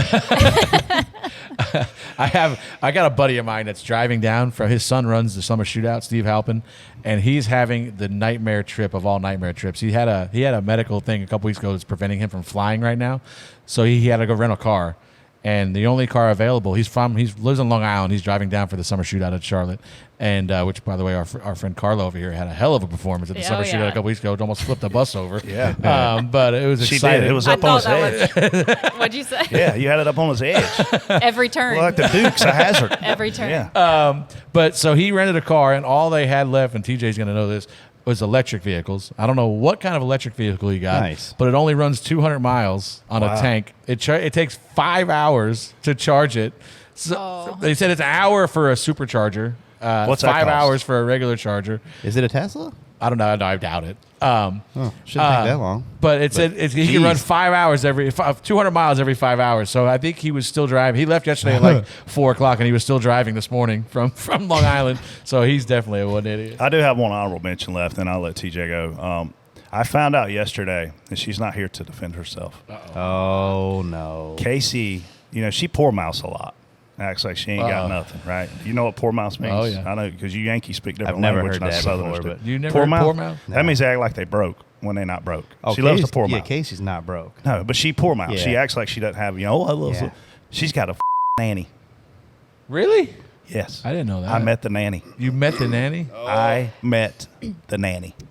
I have one comment here to add as a mom. Wait. That She's got a nanny. no, not anymore. But Not anymore. Listen, a nanny was cheaper than childcare. Like daycare. Like daycare or- is. How many kids do you have? 2. Oh, she has 1. So I would like to say that her daycare would be half of what yours would be. And she still gets an honorable mention. She's on her baby moon number 2, right? Isn't that what they call that? No, this is the boat family. They take a big boat family vacation. God bless Billy. So this isn't the baby moon. There's 70 of them on this trip, probably. Oh. I don't know how Billy nanny? does it. 71 Billy including Boat is a saint. By the I mean, He is a saint. I mean, that guy is the best guy on the 71 planet. including the nanny? Yeah. Yeah, they got to bring the nanny now. Are you going to give it to him? I think it has to be brought up, don't you? Oh, it's got to be brought up. We got to give it to the Mr. Bring the Caution Out whenever he wants himself again, the repeat offender. It didn't work at Bristol. He made sure it worked at Loudon this time. The old driver into the corner, slow down, stand on the throttle, then hold the brake. Why did he have a flat or something? Yeah, he had a tire going down. Who was it? I didn't see this. Carson again. Oh, man. Come on. I know. He was doing so well, too. Damn, I thought our intervention worked. It did We're going to not have to have him work. on here again. Uh-oh. Yeah, We 'cause did a if DJ you go back Reloaded and a couple weeks ago. you look at the previous 2 laps where the braking is, and all of a sudden he's got a lot of throttle in areas where he's not braking. It's pretty obvious that when you do that, then you stand on the brake really hard, what you're doing. So back to old habits here. Old habits die hard, they say. They do. That's right. Me and him did a episode of DJD Reloaded with. I just with interviewed him Carla. last week too, Or did before you? Loudon. Did you ask him about this? I didn't. The one we did was about trash talking, so here Yeah. we are back trash talking him again. If I had one, I think it would go along with Christopher Bell, but he was, kind of recanting, apologizing for the big blow up. But whoever made him feel bad for this, I agree with what Kyle Larson said, and that you probably got way more attention, way more clicks on this by, obviously it's an accident. You don't want every press release to happen this way. But if anybody made C-Bell feel bad for this, it got way more attention than it would have. Yeah, like if you go, I guarantee, unless they do some kind of crazy announcement tomorrow, if there's no way the impressions that video got from, and if every different reporter tweeted his own video of it, Yeah. like then the impressions of that are getting retweeted a million times probably is going to be way more than whatever statement you put out tomorrow where, all right, welcome Chase Briscoe to the team, and I did see interesting, James Small is going to be at the press conference, so they're obviously retaining him. That's going to be interesting because obviously he's a little volatile at times. Him and Martin, you hear them going back and forth, so it'll be interesting to see how they click. They're kind of the same. That whole team is like Martin, and that whole team fits together perfect. You got Martin, you got James, Jazzy, like that whole group over there is like really tight knit, close. So it's been interesting to bring somebody like I don't want to call him an outsider, but it's a guy that they're not really familiar with, right? Into that fold to be interested to see how that works out. All right, shall we get to our DBC picks Ugh. for Nashville? I'm pissed. I don't even know where I finished. I had it in a bag. Did you finish behind me? Yeah, TJ sucked. That's why it happened to me. Yeah, we were. I should have picked sorry. Briscoe. I was so close. Briscoe. I didn't. I'm going to go ahead and tell you, before all that started going down, Briscoe was. Oh no, he wasn't. He was worse than us. Oh, I saw. It was like. But he finished second. Oh yeah, it's because they I threw the would've green won. in the rain. He son of guns rolling the wall. Like those dirt racers, and I mean, you knew it was going to happen. Those dirt He racers. was running up there, coming like in the few pace laps that we were running, and then I'm like, I knew where he was going to go, but I didn't know if it was going to work. But he's in a position to why not? Why not? Yeah. Yeah. Try it. Who's first? Am I Freddie? first? I think I'm Freddie? first. Yeah. I'll take. Pretty sure I go last. I'll take Alex Bowman. Ross you son of Chastain. Who's Casey? Do we have Casey's pick? Yeah. God, I need them Ricolas, How about a TJ. Ricola? Yeah, man. Hit the button on yourself. Go ahead. I know. Casey is going with Josh. Or no, wait a minute. Nope. Change. Eric Jones. Eric Eric Good Jones. pick. He's been fast lately.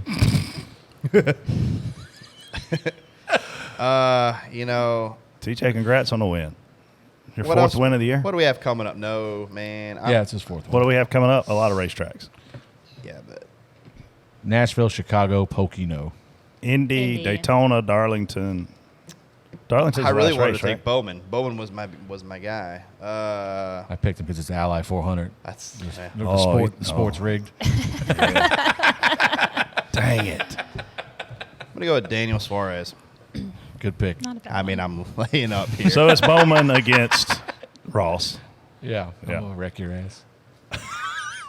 I'm gonna call Alex. I'm I had to text Alex last week because there's a picture in the Iowa elevator yeah. shaft. He He's looks like like he's 7 tw- years yeah. old. I don't know. He's driving. It must be like an ARCA car or something. I don't even know. Yeah, but it he was- looks like he's 12. I had to send a picture. I go, This is "Damn, before you're he, cute." You know where the weirdest bathroom is that we go to? Oh boy. It's Bristol, because we walk into those bathrooms and there's pictures of the pit crews pitting cars, and you're in there What using the hell bathroom are you using at I Bristol? don't. the I've same never one seen you that. do. I don't ever. I Like don't first think thing I've ever I seen go a in the picture. bathroom, first thing I see is Alan Mincy looking at me, and I'm like, "This is weird." I don't think I've ever been in that bathroom. Yes, you have. It's the one I closest don't remember to the fire anybody. door. I don't remember ever seeing a picture. Y'all just don't pay attention.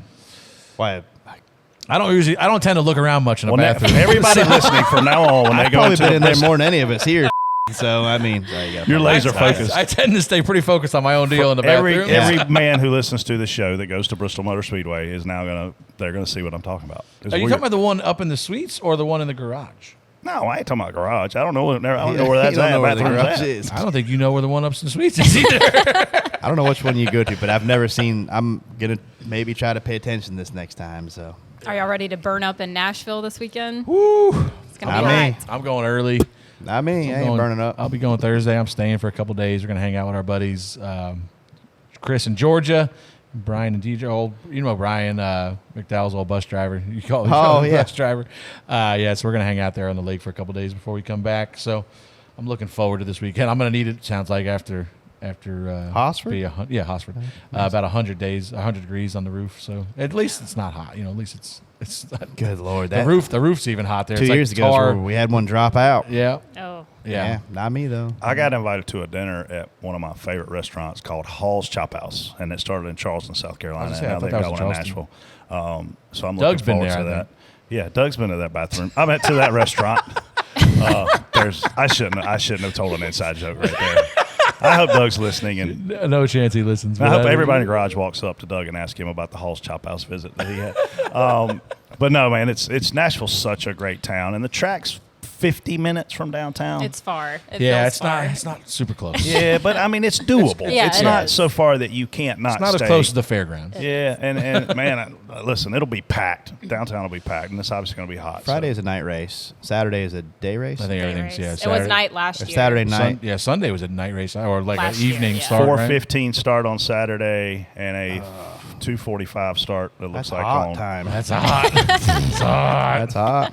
Time to use my I'm cool gonna need my shirt. towel. I'm using my cool I'm shirt. gonna need to soak the towel. But no, Nashville's.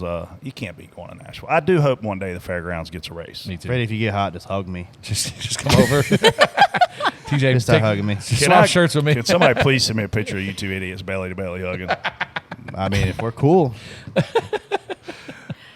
Oh boy, yeah, it's gonna be hot. But So, Carla, you get to any races yet? Yeah, I usually go. We do a big trip for Fox and NextStar throughout the country with Daytona. So I always do Daytona, Yep. all the local races. I'm going to Chicago this year. I went Fun. to Nashville last year, and then a couple more busier schedule as we get in the playoffs. So Did you get me Cubs tickets yet? we're working on it. Okay, Are you going early? Going Friday. I got to work on that. That's in 2 weeks.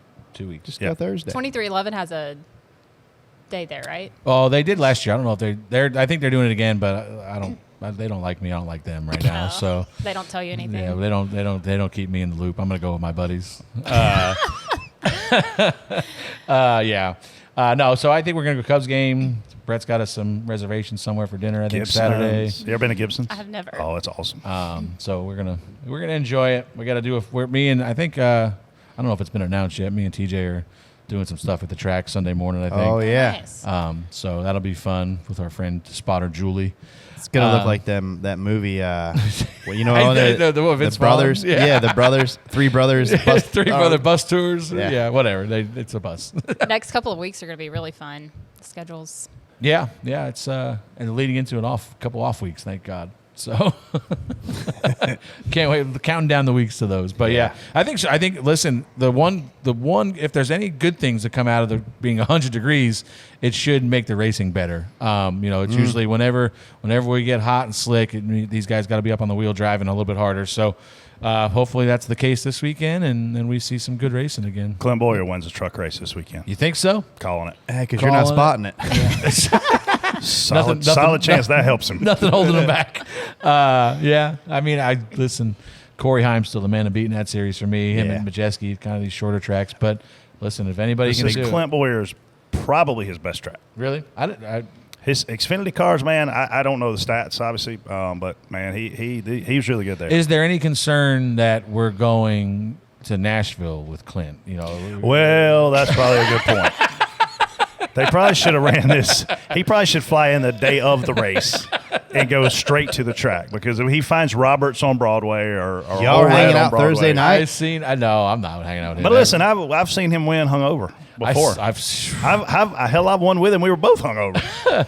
I saw him. Sweat it out. Laura posted a story. Did you see this idiot in this little cold tub the other day? Did you see that? Yeah.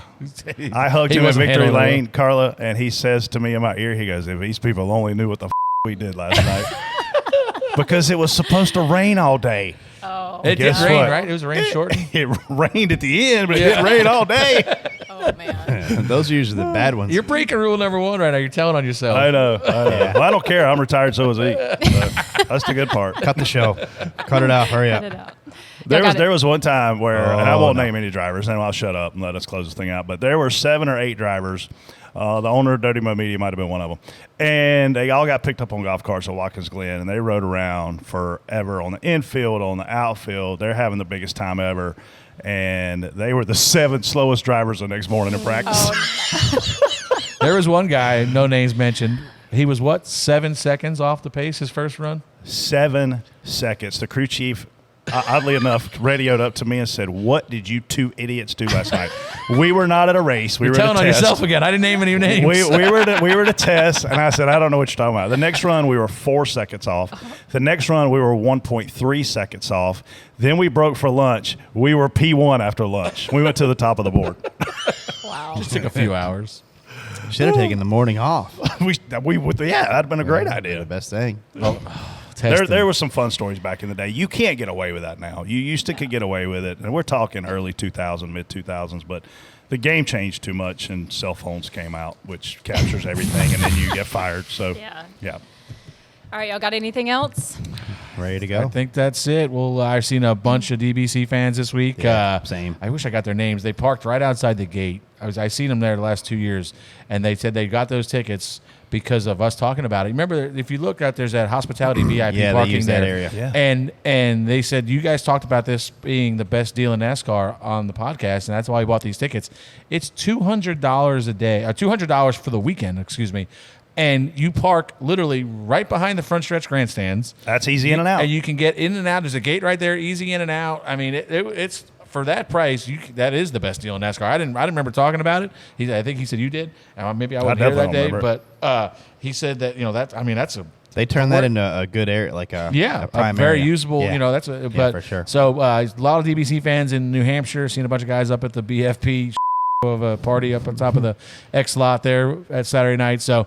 Awesome to see that. I'm sure we'll see a bunch in Nashville. Carla, thanks for subbing. I was going to say, Carla, thanks for letting me sit in. thank Y'all you. took it very easy on me. I expect a lot of bad news for you is our host is actually pregnant. So I think we're probably going to need you back here pretty soon. So sounds good. Hopefully we'll be a little more. Minus, no more Trey talk. Then we'll be all right. Yeah. Noted. I just need a phone number to somebody that knows you really well. Yeah. I don't want that to happen. We'll figure it out. We'll get to that. Yeah. But thanks for coming. We enjoyed it. We appreciate y'all listening. We out. See ya. Holla.